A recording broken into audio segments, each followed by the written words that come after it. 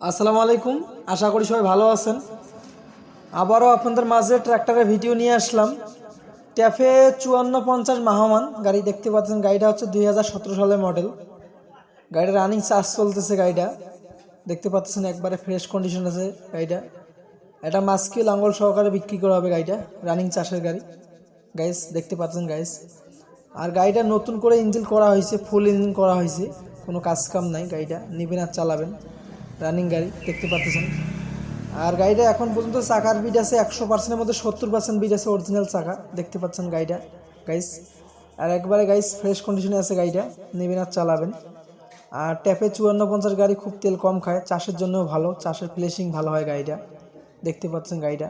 আর গাড়িটা একেবারে ফ্রেশে আছে গাইস। গাড়িটার দাম চাওয়া হচ্ছে 3,60,000 টাকা।